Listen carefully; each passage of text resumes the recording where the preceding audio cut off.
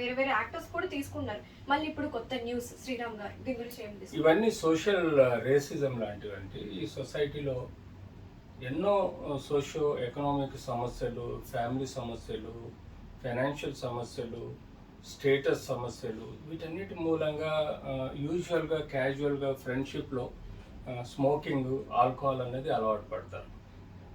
ఆ తర్వాత నెక్స్ట్ స్టెప్లో వస్తే మనకు ఆల్కహాల్తో పాటు స్మోకింగ్తో పాటు డ్రగ్స్, సింపుల్గా అవైలబుల్ ఉన్న గంజాయి, అలాగే మనకు మార్కెట్లో కెమికల్ కాంపోనెంట్స్ ఉన్న డ్రగ్స్ చాలా వరకు మనకు ఈ మార్ఫిన్ కానీ ఇవన్నీ ఒక కాలంలో ఈజీగా అవైలబుల్ ఉండటం వలన మార్ఫిన్ ఎక్కువగా వాడడం జరిగింది. ఆ తర్వాత ఇప్పుడు వచ్చిన ధర్మిలో ఎన్నో డ్రగ్స్ మనకు మార్కెట్లో సొసైటీలో వచ్చాయి.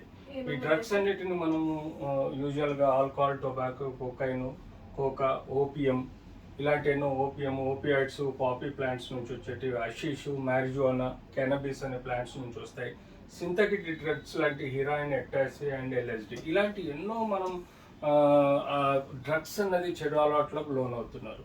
సో పర్టికులర్గా ఆ మధ్యకాలంలో మనం చూసాము హీరోయిన్స్ వారి యొక్క ఫ్రెండ్లీ నేచర్లో వారి యొక్క సోషియో ఎకనామిక్ ఇష్యూస్ కానీ, ఫ్యామిలీ ఇష్యూస్ కానీ, పర్సనల్ ఇష్యూస్ కానీ ఎప్పుడైతే చిన్న ఆల్కహాల్ నుంచి స్టార్ట్ అయింది, సివియర్ డ్రగ్స్ అలవాటు పడి వాళ్ళు ఒక యూఫోరిక్ స్టేట్స్లో పోవడానికి, అంటే ఇంకొక వింతైన లోకంలోనికి పోయి ఎంజాయ్ చేయడానికి, టెంపరీ ఎంజాయ్ చేయడానికి ఒకసారి వారు అలవాటు పడి అది క్రమేణా అడిక్షన్గా మారిపోయి జీవితాంతం తీసుకోవాల్సిన పరిస్థితి వస్తుంది.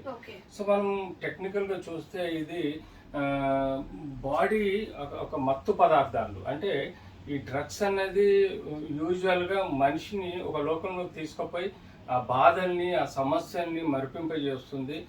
వారిని ఒక ఆనంద ఊహాలలోకి తీసుకుపోయి మెస్మరైజ్ చేస్తుంది. ఒక హ్యాపీ ఫీలింగ్, ఒక మెస్మరైజేషన్, ఇలాంటివి చాలా వరకు ఈ మధ్యకాలంలో మన ఈ డికేడ్లో ఎక్కువగా శాతం పెరుగుతుంది. ఇదివరకు డికేడ్స్లలో ఇలాంటివి తక్కువ అవైలబుల్ ఉండేది. ఒక భయము భక్తి, పేరెంట్స్ అంటే భయము భక్తి ఉండేది, సొసైటీ అంటే భయం భక్తి ఉండేది. కానీ ఇప్పుడున్న జనరేషన్స్ చూస్తుంటే పేరెంట్స్ కంట్రోల్ పూర్తిగా తగ్గిపోయింది. ఎందుకంటే చాలా సెన్సిటివ్ అయింది. ఒక ఫాదర్ కానీ, మదర్ కానీ, ఒక అబ్బాయిని కానీ, ఒక అమ్మాయిని కంట్రోల్ చేసే పొజిషన్లో లేరు.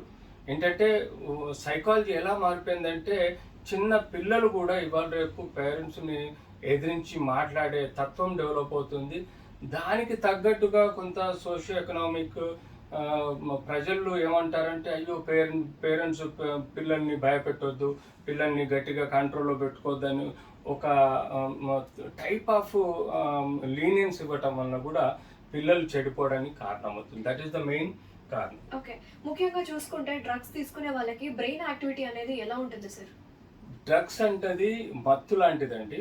బ్రెయిన్ సెంట్రల్ యాక్టింగ్ డ్రగ్స్ అంటాం. ఇవన్నీ సెంట్రల్ నర్వస్ సిస్టమ్ని ఒక స్తబ్దతకు, అంటే టెంపరీ ప్రెషర్కు లోన్ అయిపోయినప్పుడు అది ఒక ఊహాలోకంలోకి తీసుకుపోతుంది. దాన్నే మత్తు అంటే ఆ యొక్క మత్తు ప్రపంచంలోకి తీసుకెళ్తుంది. కాబట్టి అన్ని బాధలు మర్చిపోతారు.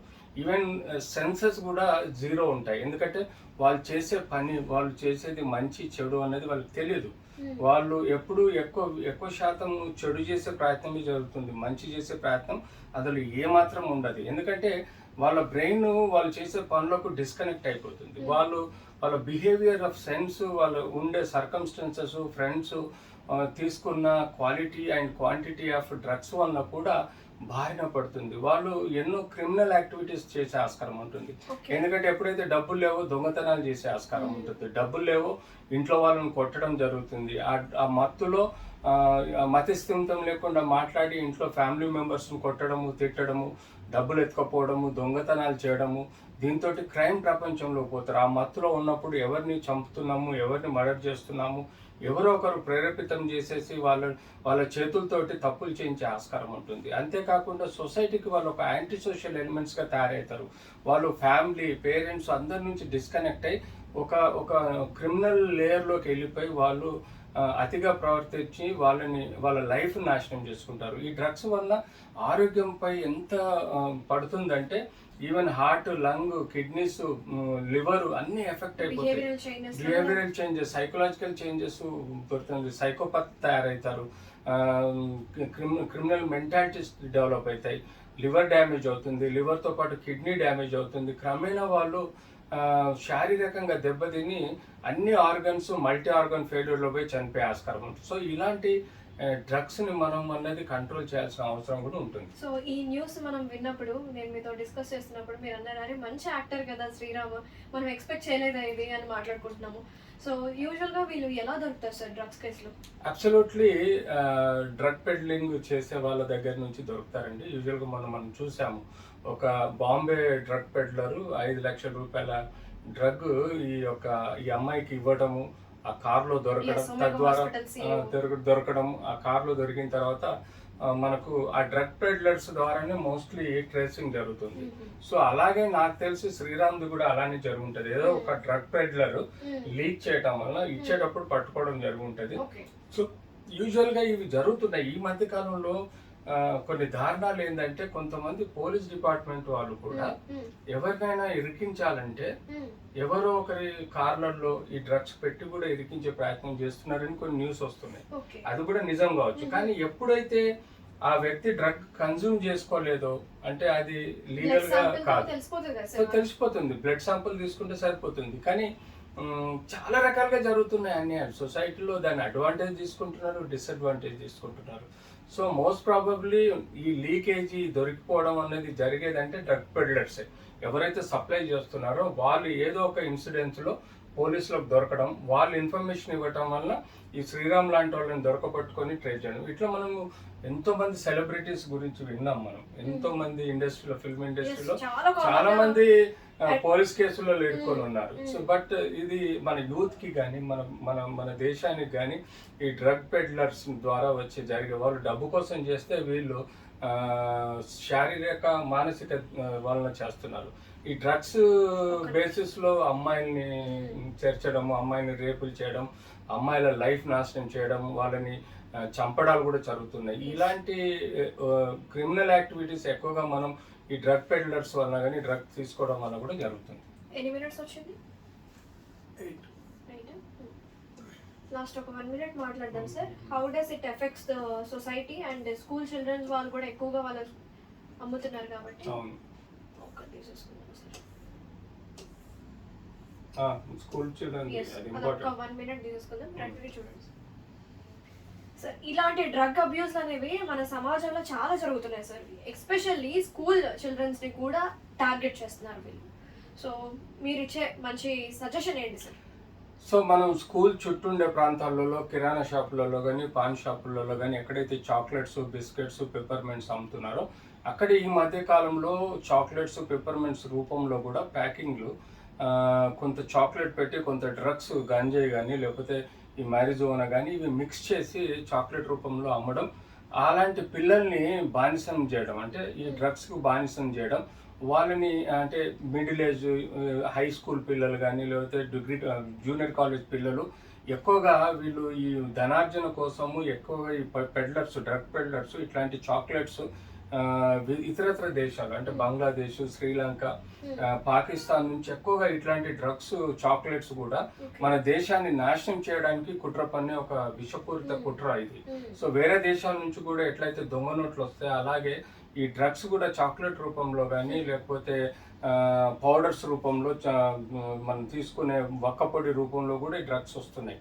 సో వీటిని మన పిల్లలకు, తెలియని పిల్లలకు అలవాటు చేయటం వల్ల కానీ వాళ్ళు డ్రగ్స్లోనే డ్యామేజ్ అయ్యే ఆస్కారం ఉంటుంది. కాబట్టి చెప్పేది నేను ఒకటే, ఏదైతే స్క్వాడ్ మనకు ఎక్సైజ్ డిపార్ట్మెంట్ ఉందో వాళ్ళు కంపల్సరీ సరైన స్టెప్లో ఎప్పటికప్పుడు ఇంటెలిజెన్స్ని డెవలప్ చేసేసి ఎక్కడెక్కడైతే ఇలాంటి చాక్లెట్స్ కానీ, డ్రగ్స్ యూజర్స్ కానీ పబ్బులలో కానీ, బార్లలో కానీ లేకపోతే క్లబ్ హౌస్లలో కానీ, రిసార్ట్స్లో కానీ, పార్టీస్లలో స్పెషల్లీ ఎక్కడైతే ఉంటే వాటి మీద ఒక కన్నేసి ఉంచడం, స్పెషల్గా స్క్రీనింగ్ చేయడం అనేది చేయాలి. లేకపోతే మన యూత్ ఒకసారి మన ప్రొడక్టివ్ లైఫ్, యూత్ అనేది ప్రొడక్టివ్ లైఫ్ అంటే ఇండియన్ బడ్జెట్ కోసం కానీ, డెవలప్మెంట్ కోసం కానీ, జీడిపి పెరగడానికి కానీ యూత్ అనేది మోస్ట్ ఇంపార్టెంట్. అలాంటి యూత్ని మనం ఈ డ్రగ్స్ రూపంలో నాశనం చేయడం వల్ల మన కంట్రీ నాశనమయ్యే ఆస్కారం ఉంటుంది, కుటుంబాలు నాశనమయ్యే ఆస్కారం ఉంటుంటుంది.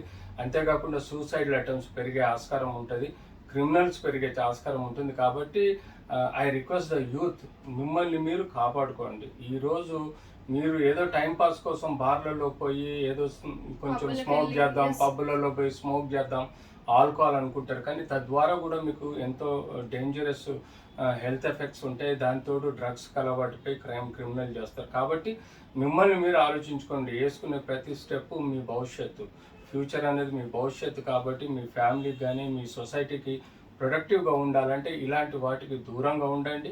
అన్నెసర్లీ పోకడలకు పోకండి. మంచి ఫ్రెండ్స్ ఎవరన్నది గుర్తించండి, చెడు ఫ్రెండ్స్ దారిన పోకండి. మిమ్మల్ని మీరు కాపాడుకోవాల్సిన అవసరం కూడా ఉంది. Very nice sir, thank you so much for valuable information sir. ఒక్క నిమిషం, మా శ్రీరామ్ ఫోటో పెడదాం. శ్రీరామ్ యాక్టర్ వచ్చిందా?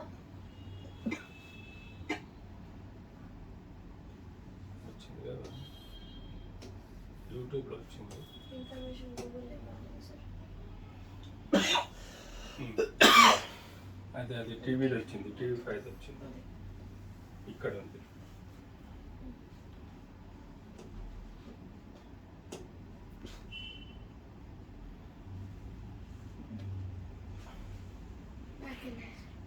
బ్యాక్ వెళ్ళండి. ఇక్కడ ఉంటుంది.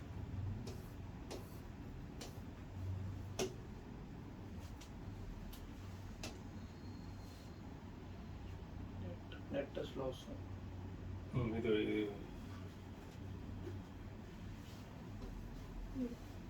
ఇది ఉంచండి సార్. ఇది కనబడద్దుగా వాళ్ళకి, అది కనబడద్దు కదా. ఏం కాదు సార్. అదే పర్లేదా?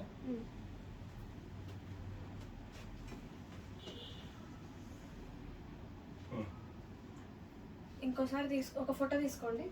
నేను మాట్లాడుతున్నట్టు. మీరు ఎండ్ చేయాలని ఎండ్ అయిపోయింది సార్, ఎండ్ అయిపోయింది. చెప్పేసా.